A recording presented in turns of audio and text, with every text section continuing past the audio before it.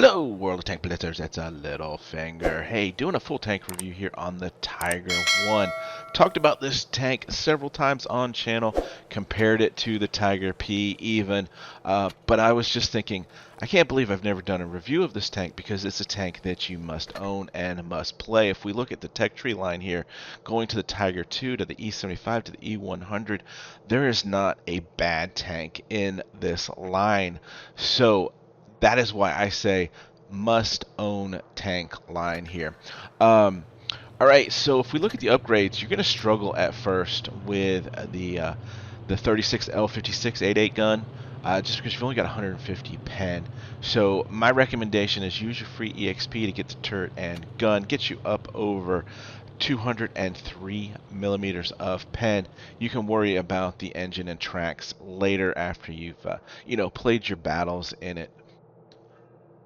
Consumables, typical for me: repair kit, multi-purpose adrenaline, provisions, running chocolate, improved fuel, and chocolate bar. Plenty of AP here: 44, 14, and 14. Don't find myself needing that APCR that much because it has some nice pen on it. As far as consumable delivery system, a little bit different setup for a heavy tank, I think, in my opinion. Running that gun rammer, and we'll get into that here in a second. Defense system, improved optics, enhanced gun laying drive. Again, this helps when the tank is stopped. So really a tank here that you play more like a medium, in my opinion. Enhanced armor, I could see going for either one of these. I don't know how much enhanced armor helps with this tank. The armor profile is good, not great. I prefer the Tiger P over it in that regard. Engine accelerator, and here the vertical stabilizer versus refined gun. Typically with a heavy tank, you're stationary when you're taking a shot, so the refined gun is going to be more to your liking. But here, the vertical stabilizers, I find that I'm playing this more like a medium, so I want that accuracy while I'm moving. Enhanced tracks and consumable delivery system. Alright guys, so real quick, just wanted to run through blitzstars.com. You see not much difference here between the Tiger 1 and Tiger P, especially when it comes to firepower and weapon handling. Yes, you do have 7 degrees of gun depression versus 6 over here, but what I like most is your 44 kilometers per hour versus 35. Here's the rest of the Tier 7 non-premium heavy tanks, and you can see outside of the Black Prince, which just has that insane damage per minute, this tank has really good DPM values, especially if we put that gun rammer up, getting us up over 2400. The last tank you can barely see here is the Comet, and that has one of the highest DPMs as a medium, and it's 2650. So throw in a little bit of armor and good mobility, and this tank can brawl with just about any Tier 7 tank out there, which is why it's such a great tank. We see some good weapon handling numbers, 0.308 on the dispersion, which is great. Like I said before, 44 kilometers per hour. You're approaching some of the slower medium tank speeds at that rate. Non-modified traverse is 32 degrees per second. You look at all these other tanks, only the IS is in the same class with it as far as its ability to turn. So you've got good forward mobility and turning mobility. So the little bit of the downside to the tank, and we'll get into this here in a second, is the hull armor at only 165. I say only. You look at the T29 and the IS, we're obviously above that. But when you compare it to the Tiger P being basically the same tank, 165 versus 200 is a nice little step back, in a bad way, so to speak. So that gives you an idea on the tank here. This is the armor profile and what it looks like if you are facing another Tiger 1. Not a lot you can do really to hide these green areas, so the interesting part, I think, is you've got some red on the lower glacis plate here, in between the middle of the hull here because of that sloped angle armor, and around the gun mantlet. But let me just switch this over to, say, a T-43, a medium tank. This is what a medium tank is going to look like, or see when it's facing you. Now, my biggest recommendation in playing this tank is do not sit still. Do not face your opponent straight on. You can see why here. Look at all of this green. If you just turn just slightly, now look what we've done to this armor profile. We have made this a lot of red. So, you know, you're sitting here in the 20 to 24 degree range, kind of just slightly not quite over the front corner. That's a little bit too overextended there. Bring it back just over that front wheel there. So that gives you a good idea of the armor profile, and we'll put this into action into some gameplay right now. Alright guys, so here is the first battle that I wanted to show. I've got 3 lined up. As you can see, bottom tier supremacy, and quite often you are going to be bottom tier just because of the super majority of people playing tier 8.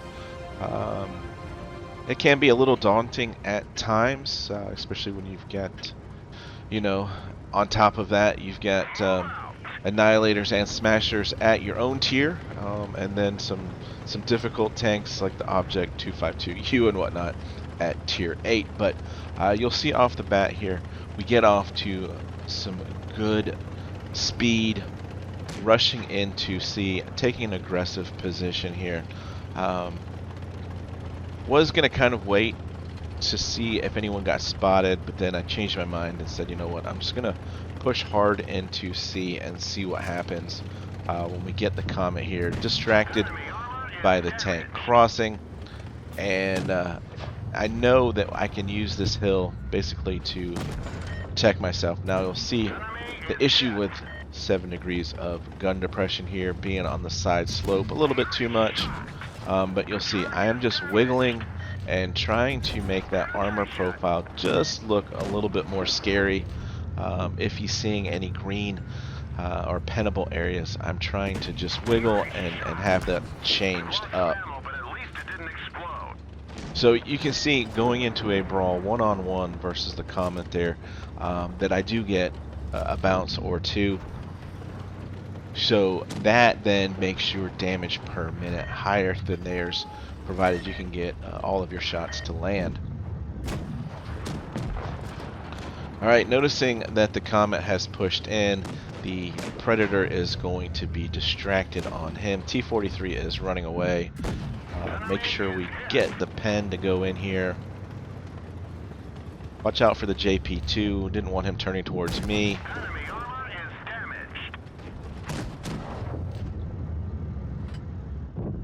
And finish off the Predator there for our first kill. And we're still nicely out of sight of the JP2, who takes some huge damage. Assuming now that the team has flanked, they've gone A, the rest of the team, they split. You know, I'll just go ahead and head backwards. No point going the long way around.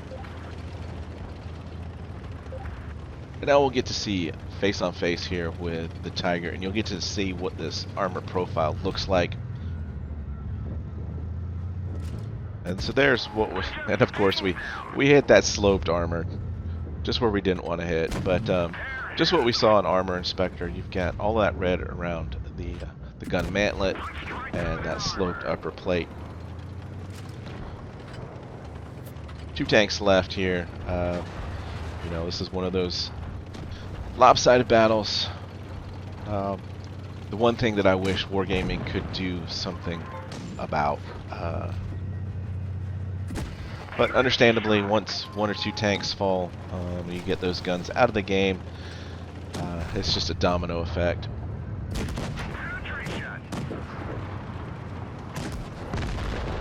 Unable to get the kill shot, so 2 kills, 2,800 damage. And you see there just how fast this gun reloads and that damage per minute if you've got those shots. So level 1 there, we were top on the team. Alright guys, so here we are on a Dead Rail as our second battle. Again, bottom tier supremacy. And you'll notice that I actually make a mistake in this game. Because if you look at the minimap, we have one other heavy besides myself on this team. And he's basically going to abandon me and go with the mediums and the lights. Meanwhile, I've gone on a spotting run here, looking out over A. And this is when I realize it's too late for me to turn around. I'm committed to this position. Let's try to make the most of this. Okay, so we've just spotted up some really heavy tanks that can do a lot of damage to me, and I am all by myself. So I'm calling for help, and you'll notice the triangle there coming back towards me. That is the TD, and he is going to basically have my back over this situation. So just without even having to turn around, I have assessed that from this mini-map. So here comes the T-29 again. I'm going to start calling for help. He has crested over the ridge. Now if these guys had been smart, they'd have all come at the same time and just obliterated me. But T-29 is going to pay the price here in a second.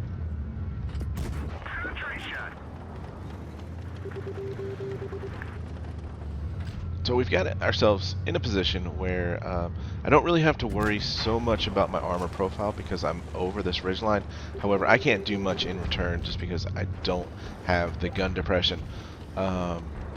So there's that ISU saying, you know, I've got your back. And I'm just holding these tanks off. There's 3 of them down here. ISU missed another HE shot, and the Panther's like, I got you, I got you. I'm gonna YOLO around this corner. Not sure why. And he's like, oh crap, maybe that wasn't such a great decision. But you can see what we've done here. We have held off the team and allowed our mediums and lights to have a advantage tank on tank to clean up on their side of the map. However, it is only, well, we're up 1 tank now. But I noticed that the Panther is focusing on the defender here, so I'm just going to try to double team and get him out of the game. Wasn't too worried about the 44 here. A little bit unfortunate there with the track shot. But you notice that his ammo rack is injured or damaged, and he hasn't repaired it yet. That's going to come back to haunt him. Not only does it make your reload longer, it just increases the chance of getting ammo racked right there. So, oops, watch out for Smasher. I am again calling for help, hoping, but I'm seeing that the other 2 guys are in the far corner, so hoping that you know, he doesn't do full max roll here. And because of our DPM, we're now able to finish him off nicely.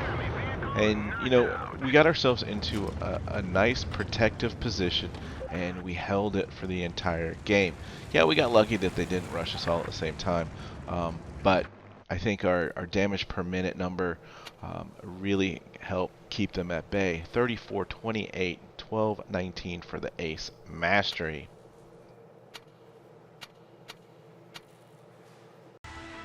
Alright, so for the last game, I'm going to use a subscriber replay here. This is Seb E in the Tiger 1, of course. And this is a masterful game. Luckily for him, though, he is top tier. Calling right.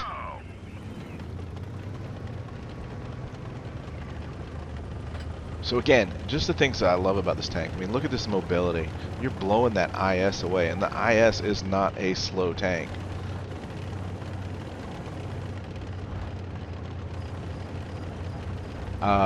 You've got great gun accuracy. The armor on it is good against tier 7s and 6s. It's mediocre against top tier. But Seb E here is just gonna push on into this Comet, making him run away. It's a very aggressive position. I do like this position in Supremacy. If you've got a fast enough tank to get here. Normally you don't see a Tiger 1 up here. So the other thing I like about it is this super fast reload. It fits to me, you know, like the IS there that we saw at the beginning of the game. Super long reload, big damage shot, but if you miss, the penalty is so huge. However, in this tank, you know, you're doing 220-ish. You can afford to miss a shot. Poor Cheeto couldn't find a penning shot. Alright, so 2 kills. We get the third one. Sure enough, you might have a feeling where this game is headed at the moment. Alright, here's what not to do in a Tiger. Don't face backwards. That's not where your armor is. Don't show them your sides. Again, not where your armor is. He might have it on APCR there with that low roll. Nope. But with the help of the KB1S there, finishing him off for kill number 4.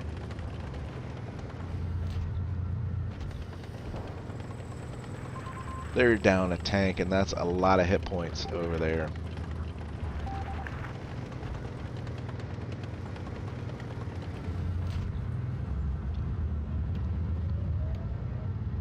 Alright, now we've got into our situation where nobody is spotted. Light bulb goes off, means get under cover. See if he can work with his KB1S here. Always want to try to focus fire when you can. Comet is on the run. But just look at the speed. You might as well be in a medium tank.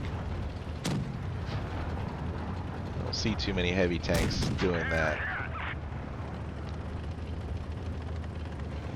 Alright, kill number 5. Is it on the horizon? Nope, he's distracted. The Comet has gotten away. He's angling up against the Kuro.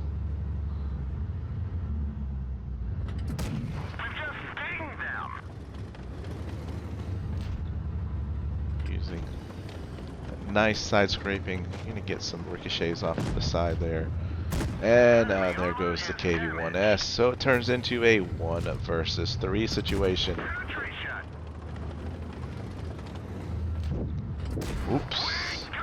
That was a insane shot for sure. Can he get a nice high roll? He does. And finishes off the Curie. 3 minutes left. He's got 5 kills. He's up over 3,400 damage.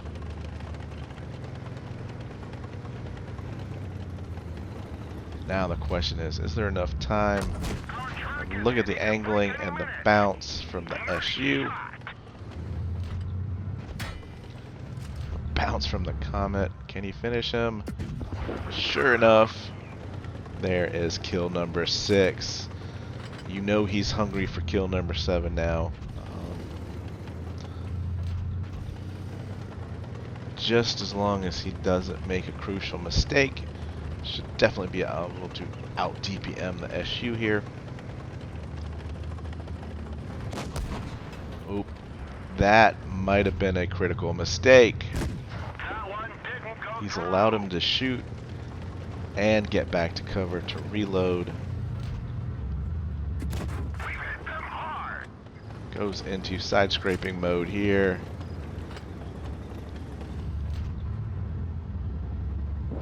Baits the shot. Lucky that doesn't pen. And finishes him off for kill number 7. 4K damage. Klobanov, Rezani, you name it. Wonderful game there in the Tiger. So a great tank.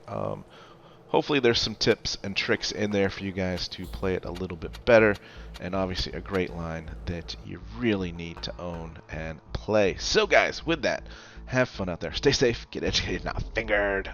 Littlefinger out.